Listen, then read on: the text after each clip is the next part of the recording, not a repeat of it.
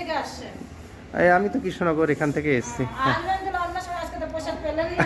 আচ্ছা, আর এই আনন্দবাজারটা কবে হয় ওখানটায়? আনন্দবাজার তো রোজ দিনই হয়, ওই যে আনন্দবাজারটা ওই দিকে, আপনি চলে যান। আচ্ছা, জয় গুরু। আমি এখন আছি অনুকূল ঠাকুরের মন্দিরে, কৃষ্ণনগর আমি এসেছি অনুকূল ঠাকুর দেবের মন্দিরে।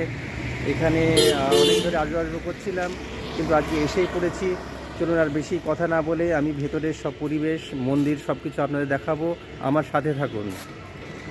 এই যে আমি এই রাস্তা ধরে এসেছি, এটা কৃষ্ণনগর থেকে রাস্তাটা আসছে, এটা হাঁসখালির দিকে যাচ্ছে এবং আনন্দময়ী তাহলে থেকে খুব কাছে অনুকূল ঠাকুর দেবের মন্দির। তো আনন্দময়ী তাল থেকে জাস্ট বাইকে যদি আসেন 2-3 মিনিট লাগবে, অটোতেও তাই 3 থেকে 4 মিনিট লাগবে। এবং এই রাস্তাটা দেখুন সোজা চলে যাচ্ছে আপনার হাঁসখালির দিকে। তো তার মাঝেই আপনারা পেয়ে যাবেন অনুকূল ঠাকুর দেবের মন্দির।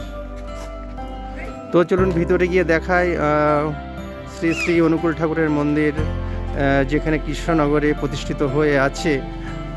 তার পরিবেশ দেখুন, খুব সুন্দর। এখন শীতকাল, তো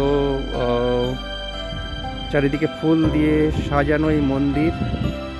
এই সোজা দেখতে পাচ্ছেন, এটাই শ্রী শ্রী অনুকূল ঠাকুরের মন্দির। দুপাশে ফুল লাগানো, এবং এই পাশে আপনারা দেখুন, এ পাশে সব রকম সবজি থেকে শুরু করে দেখুন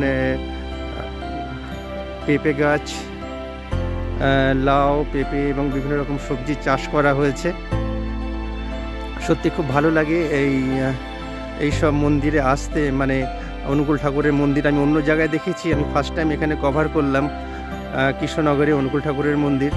তো দেখুন এখানে খুব চাষ করা হয়েছে। দেখুন কফি গাছ, গাঁদা ফুল, পেঁপেগুলো বেশ দেখুন, পেঁপের সাইজও খুব সুন্দর। মানে এখানে মালিরা আছে, আমি দেখছিলাম মালিরা এখানে চাষ করে খুব ভালো। দেখুন পেঁপের সাইজ কি বড় বড় সাইজ পেঁপের, খুব সুন্দর পেঁপে গাছ। এখানে অনেক পেঁপে গাছ লাগানো দেখতে পাচ্ছেন, চারিদিকে প্রচুর পেঁপে গাছ লাগানো। আর এর সাথে দেখুন বেগুন গাছ আছে এখানে, মানে সব রকম সবজি, টমেটো গাছ, ফুলকপি, বাঁধাকপি সব রকম গাছ এখানে লাগানো আছে, চাষ করা হয়েছে। তাছাড়া এই সাইডেও দেখুন এটা ওলকপি গাছ, ওলকপি ছোট ছোট ওলকপিও হয়েছে, খুব ভালো করা হয়। এর সাথে দেখুন চারিদিকে ফুল লাগানো আছে। দেখুন রাস্তার দুধারে চন্দ্রমল্লিকা গাছ লাগানো আছে, খুব সুন্দর কালার কম্বিনেশন। আর এর সাথে দেখুন মেরিগোল্ড, গাঁদা ফুল, বেশ সাইজগুলো খুব সুন্দর, কারণ যত্ন করা হয় এখানে। মালিরা নীতিমতো জল এবং সার দেয়, সেহেতু গাছগুলো খুবই সুন্দর হয়েছে। আর এটা হচ্ছে শ্রী শ্রী অনুকূল ঠাকুরের মন্দির। দেখুন বন্দে পুরুষোত্তম লেখা আছে। সব জায়গায় যাবেন অনুকূল ঠাকুর দেবের মন্দির সাদা রঙের হয়, তাই এটাও মানে রং চেঞ্জ হয়নি, সাদা রঙই করা আছে। তো এদিকটা দেখাই এখন কটা, এখন মোটামুটি 1:30 মতো বাজে, সেহেতু মেন গেট বন্ধ আছে। আমি একটু সাইডে গিয়ে দেখাই আপনাদের মন্দিরের চারিপাশের পরিবেশ। এই পাশ দিয়ে আপনারা পুরো মন্দির ঘুরে নিতে পারবেন।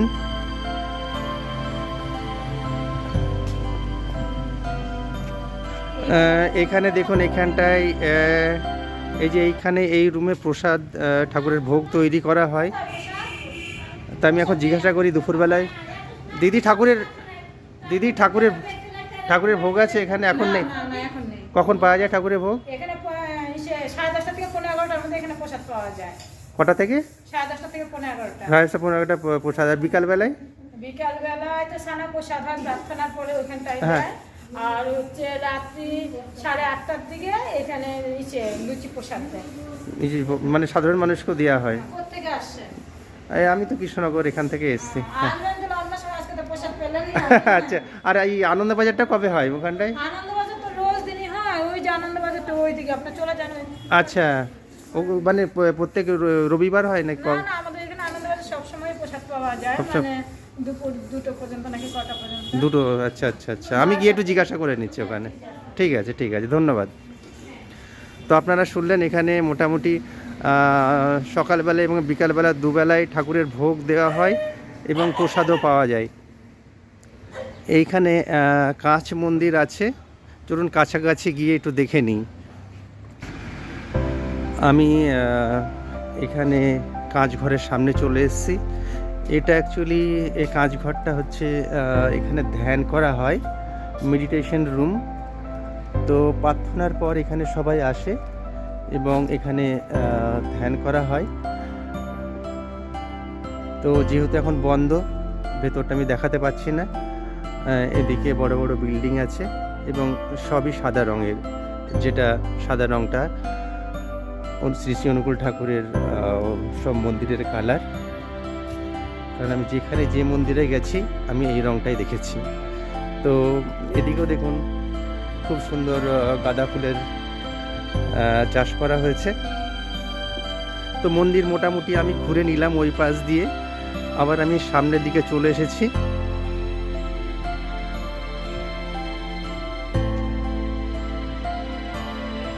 খুবই ভালো, খুব বড় একটা বাগান মন্দিরের সামনে, আমার খুবই ভালো লাগছে। তো আমি যে রাস্তা ধরে এসেছি ওই রাস্তা ধরে আবার ফিরে যাচ্ছি।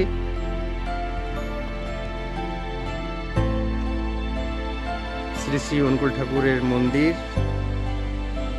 সত্যি মন্দির দেখে আমার মন ভরে গেল। এত সুন্দর মন্দির সত্যি আমি খুব কম দেখেছি। তো আমি একটু সামনে গিয়ে দেখে নিই যেখানে আনন্দবাজার মানে ভোগ প্রসাদ দেওয়া হয় এবং কী কী বারে দেওয়া হয়, কখন সাধারণ মানুষ পায় সেটা একটু জেনে নেওয়া যাক। আমি দেখি অফিসে কেউ বসে আছে কি না। আজকে রবিবার, তো সেহেতু বন্ধ। এখানে যেটা জানলাম, আমি জিজ্ঞাসা করলাম, এখানে প্রতি মাসের দ্বিতীয় রবিবার করে প্রসাদ দেওয়া হয় জনসাধারণকে। আর এমনিতে ডেলি এখানে অবাধ প্রবেশ, যে কোনো সময় আসা যাবে। আপনি মন্দিরে প্রার্থনা করতে চাইলে সেটাও করতে পারবেন সকালবেলায় এবং বিকালবেলায়। এখন 5টা 15 থেকে প্রার্থনা স্টার্ট হয় এবং মন্দির খোলে 4:30-র সময়। তো মোটামুটি কৃষ্ণনগরের শ্রী শ্রী অনুকূল ঠাকুরের মন্দির এইটুকুনি আপনাদের ইনফরমেশন দেওয়ার ছিল। অবশ্যই যদি ভিডিও ভালো লেগে থাকে অবশ্যই একটা লাইক করবেন।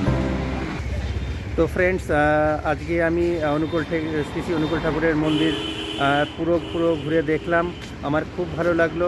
আপনারা অবশ্যই আসবেন। কৃষ্ণনগর থেকে সোজা হাঁসখালির রাস্তায় ঢুকেই আনন্দময়ীতলা থেকে জাস্ট 4 থেকে 5 মিনিট, খুব বেশি। তো আসার পথে বাঁ হাতে আপনার এই মন্দির পড়বে। আপনারা অবশ্যই আসবেন, দেখবেন, খুব ভালো লাগবে। আর আমার ভিডিও যদি ভালো লেগে থাকে অবশ্যই সাবস্ক্রাইব করবেন এবং একটা লাইক অবশ্যই করবেন।